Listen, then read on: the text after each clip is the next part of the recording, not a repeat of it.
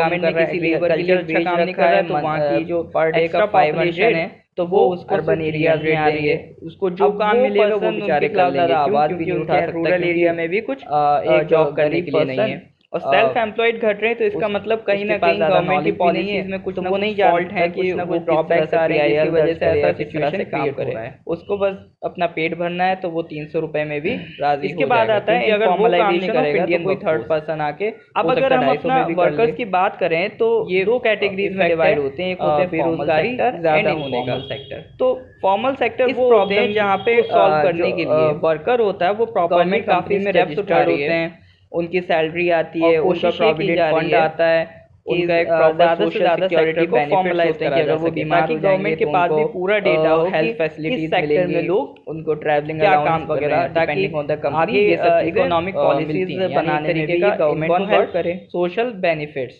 Social security उनकी cover. तो अब आगे देखते हैं अनएम्प्लॉयमेंट, यानी अगर रोजगार नहीं है तो बेनिफिट्स होते हैं बेरोजगार। अगर फॉर्मल सेक्टर अनएम्प्लॉयमेंट के लिए जो सबसे पहली बॉडी है इनका काम क्या रहता है, जो इसका अगर मान लीजिए वो फैक्ट्री है या कोई नेशनल सैंपल सर्वे वहाँ के, ये मिनिस्ट्री ऑफ स्टैटिस्टिक्स के अंडर आता है, ऑफ बॉसेस उनके, ये कई तरह के सर्वे करवाता है, तो एक अनएम्प्लॉयमेंट का ज्यादा काम कराता है जरूरत से ज्यादा, तो वो अनएम्प्लॉयमेंट का डेटा खिलाफ आवाज देता है गवर्नमेंट के। जो लेबर लॉज होते हैं कि लेबर डिफाइन करते हैं ऐसी कितना काम कर सकती है आप, जहां पर उसको एक्सप्लॉइट नहीं कर सकते, बहुत लंबी ये सब लॉज अगर शॉर्ट में फॉर्मल सेक्टर में लागू ऐसी सिचुएशन, लेकिन जहां पर हमारे यहाँ काम करने के majority of the willing to work in, ठीक है, informal, you are not able to work in because there is a deficiency informal sector में, गवर्नमेंट के पास जॉब नहीं है लेकिन आप काम करना चाहते हैं, किस तरह से हो रही है, आप एडवर्टाइजमेंट देते हैं, लॉज का जो भी आपके एम्प्लॉयमेंट एक्सचेंजेस हैं तो नहीं कर रहे हैं, जाते हैं, नहीं उनके पास किसी तरह की एडवर्टाइजमेंट देते हैं,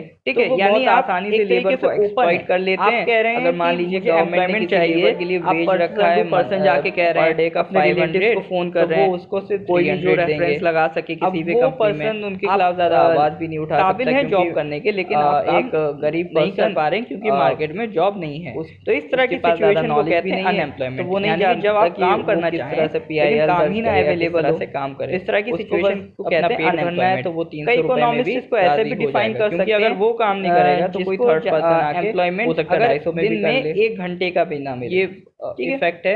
अगर दिन में 1 घंटे का भी एम्प्लॉयमेंट ना मिले तो उस पर्सन को क्या कहेंगे, को सॉल्व करने के लिए अब और गवर्नमेंट काफी स्टेप्स उठा रही है, और भी कई सोर्सेज हैं, जैसे रिपोर्ट कोशिश ये की जा रही है एनएसएसओ की ज्यादा से ज्यादा सेक्टर को फॉर्मलाइज करा जा सके, ताकि गवर्नमेंट के पास भी पूरा डेटा रिपोर्ट निकालते हैं अनएम्प्लॉयमेंट के लिए क्या काम कर रहे हैं, ताकि आगे economic estimates of unemployment government को हेल्प करे। They do provide us with the attribute of the unemployment and the variety of unemployment. अब ये डेटा अगर रोजगार नहीं है तो वो हो सकता है थोड़ा बहुत इधर उधर हो, तो अनएम्प्लॉयमेंट किसी में 20% हो तो किसी में 25% इसका डेटा, लेकिन मेन जो हमें जरूरत होती है एट्रीब्यूट नेशनल सैंपल। मान लीजिए कोई डेटा कह रहा है 50% के अंडर आता है, कोई कह रहा है 55%, ये कई तरह के सर्विस करवाता है, तो एक अनएम्प्लॉयमेंट का भी सर्वे कराता है ना कि around half of our unemployment का data in India are unemployed, और ये अनएम्प्लॉयमेंट आइडिया लग गया कि हाँ बहुत ज्यादा बेरोजगारी है, कुछ पॉलिसीज इसके हिसाब से बनानी पड़ेंगी। बहुत लंबी डेफिनेशन है, अगर शॉर्ट में समझाऊं तो, और वैरायटी ऑफ अनएम्प्लॉयमेंट सिचुएशन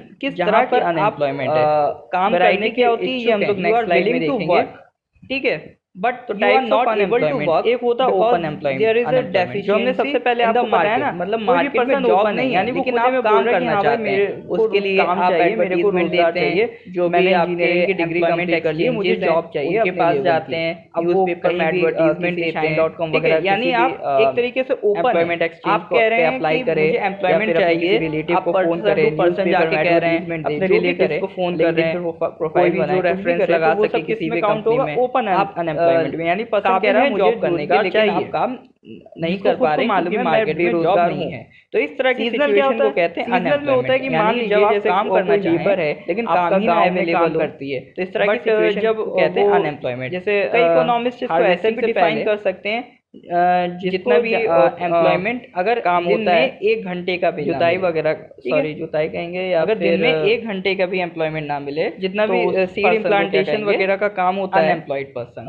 फसल लगाने के लिए एक बार किसान क्या करता है, और भी फसल लगा देता है, उसके बाद हार्वेस्टिंग का वेट करता है, तो फसल लगाने के बाद जो हार्वेस्टिंग के टाइम तक जो डायरेक्टर जनरल ऑफ पीरियड होता है, ट्रेनिंग डाटा, उसके पास और कोई काम तो रहता है अनएम्प्लॉयमेंट के लिए, तो वो क्या करता है, दो they provide different estimates of unemployment, दूसरी जगह alternative provide us with the attribute of the unemployment and the variety of unemployment. Area में चले जाके जॉब कर लेता हूँ, या लोकल एरिया में थोड़ा बहुत किसी इधर उधर और की फसल है वहाँ काम किसी कर में लेता हूँ, तो इसी तरह के अल्टरनेटिव किसी में 25%, यानी उसके पास लेकिन फिक्स मेन जो हमें एम्प्लॉयमेंट जरूरत होती है होती है साल भर एट्रीब्यूट्स करे, की। उसके या पास मान लीजिए पर्टिकुलर सीजन कोई डेटा कह रहा है 50%, टाइम कोई कह रहा है 55% पड़ेगा 55%, जॉब, कोई कह रहा है कि अनएम्प्लॉयमेंट को कहते हैं। तो हमें इतना तो एक आइडिया लग गया ना कि around half of our people in India are ये अनएम्प्लॉयड। हम लोग पहले भी डिस्कस कर चुके हैं। एक आइडिया लग गया कि हाँ बहुत ज्यादा बेरोजगारी है, कुछ पॉलिसीज इसके हिसाब से बनानी पड़ेगी, काम करने की तो जगह यही एक है। एट्रीब्यूट देता है। और वैरायटी ऑफ अनएम्प्लॉयमेंट, लेकिन किस तरह यानी की 4 लोगों के unemployment है। काम करने की जगह वैरायटी क्या मतलब होती है, अगर ये हम उसमें लोग नेक्स्ट 4 स्लाइड में लोग भी देखेंगे, काम करेंगे तो इफेक्टिवली काम हो तो जाएगा, टाइप्स उससे ऑफ ज्यादा की अनएम्प्लॉयमेंट जरूरत एक नहीं होता है। ओपन लेकिन अब किसी फैमिली में जो हमने सबसे पहले आपको बताया ना, उन्हें कोई कहीं भी और पर्सन काम ओपन नहीं नहीं, मिल रहा, यानी तो वो वो खुले में 10 बोल रहा है कि हाँ भाई यहाँ मेरे काम को करेंगे, काम चाहिए, जरूरत मेरे तो को सिर्फ रोजगार 4 की चाहिए। थी, मैंने इंजीनियरिंग की डिग्री कंप्लीट कर ली, मुझे 4 जॉब लोगों चाहिए की जरूरत थी, तो बाकी के जो 6 लोग हैं वो तो फालतू में काम कर रहे हैं ना, किसी भी तो बट और कहीं काम नहीं है तो वो अप्लाई करेंगे, करे, या तो फिर इसी अपने तरह किसी की रिलेटिव को फोन करे, न्यूज़पेपर में एडवर्टीजमेंट दे, जो भी करे, लिंक्डइन पे प्रोफाइल बनाए, कुछ भी करे, तो वो तो सब ये किसमें रिपोर्ट काउंट इस होगा, तरह का आइडिया देती है कि अनएम्प्लॉयमेंट, यानी पर्सन कह रहा है मुझे रोजगार चाहिए, ज्यादा है, तो उस जिसको हिसाब खुद को से मालूम है मैं पॉलिसीज बनानी बेरोजगार रहती है कि हूँ। हमें किस सीजनल क्या होता डायरेक्शन में है, जाने सीजनल की में होता है कि जरूरत है। मान लीजिए जैसे कोई लेबर है आपका नेक्स्ट गांव में काम करती है, बट गवर्नमेंट जब एंड वो एम्प्लॉयमेंट जैसे जनरेशन, हार्वेस्टिंग से पहले गवर्नमेंट का तो एक बड़ा रोल होता ही है जितना भी एम्प्लॉयमेंट जनरेट कराने में काम होता अगर है, प्राइवेट सेक्टर को भी लाना जुताई है वगैरह, तो प्राइवेट सेक्टर को कुछ कहेंगे, या इंसेंटिव्स फिर चाहिए होते हैं। अब हमारी कोशिश जितना रहती भी है कि सीड इम्प्लांटेशन वगैरह का काम होता है, इसलिए दें ताकि फसल लगाने के अगर लिए वो एक बार किसान क्या इंडस्ट्री करता है, लगाएंगे फसल तो लगा लेबर को देता है, हायर उसके बाद करेंगे, हार्वेस्टिंग लेबर का को वेट हायर करेंगे, करेंगे तो फसल लगाने के बाद बढ़ेगा। हार्वेस्टिंग के टाइम तक जो बीज का पीरियड होता है, एम्प्लॉयमेंट देने के उसमें दो उसके तरीके पास होते और हैं, कोई काम तो डायरेक्ट रहता नहीं है, तो वो क्या करता है, डायरेक्ट में क्या करा, जैसे मान लीजिए गवर्नमेंट ने डिसाइड करा बेरोजगारी जगह बहुत है, अल्टरनेटिव वर्क ढूंढेगा, तो गवर्नमेंट ने एक सोचेगा कि फैक्ट्री मैं लगा दी किसी अर्बन एरिया में चले जाके जॉब कर लेता हूँ, फॉर एग्जाम्पल, या लोकल एरिया में मान किसी यहाँ लीजिए के किसी और की गवर्नमेंट फसल है ने वहाँ काम कर लेता एक हूँ, फैक्ट्री तरह के लगा दी, अल्टरनेटिव किसकी फैक्ट्री लगा दी, यानी उसके पास फिक्स मान लीजिए एम्प्लॉयमेंट नहीं है जो वो साल भर करे, फैक्ट्री, उसके या फिर पास मान लीजिए फॉर कोई रिफाइनरी पार्टिकुलर लगा दी सीजन एक गवर्नमेंट जॉब ने। है, बाकी अब टाइम रिफाइनरी लगेगी ढूंढना तो पड़ेगा रिफाइनरी जॉब। के तो इस तरह की अनएम्प्लॉयमेंट को रिफाइनरी कहते में हैं आपको seasonal। इंजीनियर्स चाहिए होंगे, क्या कहते हैं, ठीक है, सीजनल लेबर एक होता है चाहिए होगी, disguise।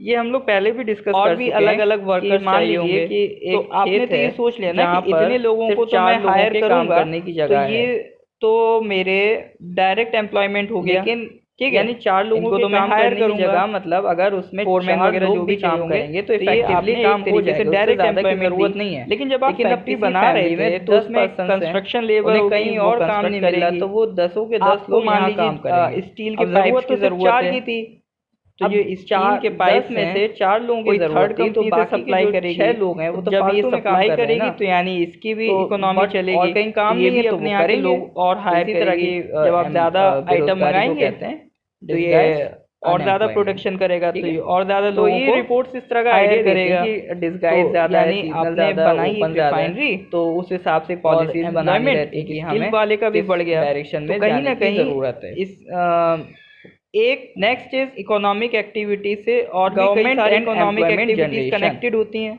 तो ये अब जो गवर्नमेंट का तो एक बड़ा रोल होता ही है एक्टिविटीज एम्प्लॉयमेंट जनरेट कराने में, अगर प्राइवेट सेक्टर को भी लाना है तो प्राइवेट सेक्टर को कुछ यानी आपने इंसेंटिव्स चाहिए एम्प्लॉयमेंट होते हैं। इनको तो डायरेक्ट अब दिया, हमारी कोशिश लेकिन रहती इधर है जो कि इंडस्ट्री चल उनको बैठी ये आपका होगा इसलिए दें ताकि अगर वो अब इंडस्ट्री लगाएंगे तो लेबर को हायर करेंगे, लेबर को हायर करेंगे तो रोजगार बढ़ेगा।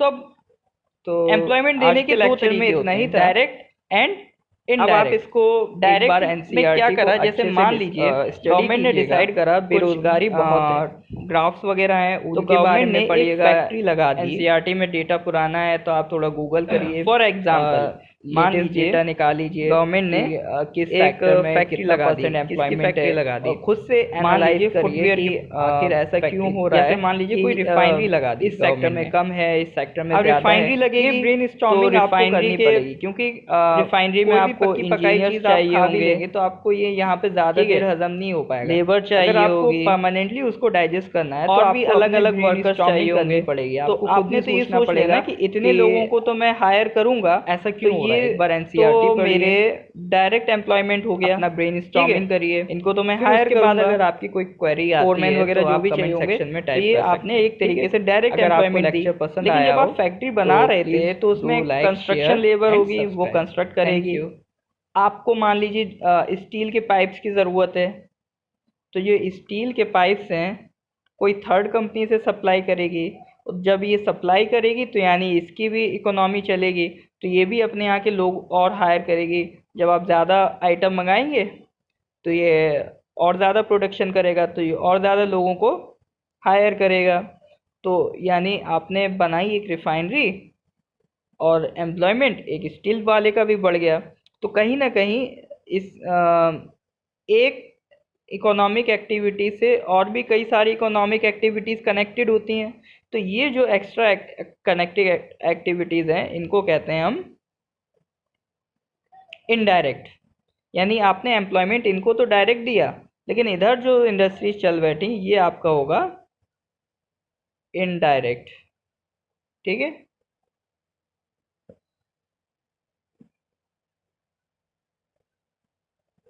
तो आज के लेक्चर में इतना ही था। अब आप इसको एक बार एनसीईआरटी को अच्छे से स्टडी कीजिएगा। कुछ ग्राफ्स। तो आज के लेक्चर में इतना ही था। अब आप इसको एक बार एनसीईआरटी को अच्छे से स्टडी कीजिएगा। कुछ ग्राफ्स वगैरह हैं उनके बारे में पढ़िएगा। एनसीईआरटी में डेटा पुराना है तो आप थोड़ा गूगल करिए, लेटेस्ट डेटा निकाल लीजिए कि किस सेक्टर में कितना परसेंट एम्प्लॉयमेंट है, और ख़ुद से एनालाइज करिए कि आखिर ऐसा क्यों हो रहा है कि इस सेक्टर में कम है, इस सेक्टर में ज़्यादा है। ये ब्रेनस्टॉर्मिंग आपको करनी पड़ेगी, क्योंकि कोई भी पक्की पकाई चीज़ आप खा भी लेंगे तो आपको ये यहाँ पे ज़्यादा देर हज़म नहीं हो पाएगा। अगर आपको परमानेंटली उसको डाइजेस्ट करना है तो आपको अपने ब्रेनस्टॉर्मिंग करनी पड़ेगी। आपको खुद भी सोचना पड़ेगा कि ऐसा क्यों हो रहा है। एक बार एनसीईआरटी पढ़िए, अपना ब्रेनस्टॉर्मिंग करिए, फिर उसके बाद अगर आपकी कोई क्वेरी आती है तो आप कमेंट सेक्शन में टाइप कर सकते हैं, ठीक है। अगर आपको लेक्चर पसंद आया हो तो please do like, share and subscribe.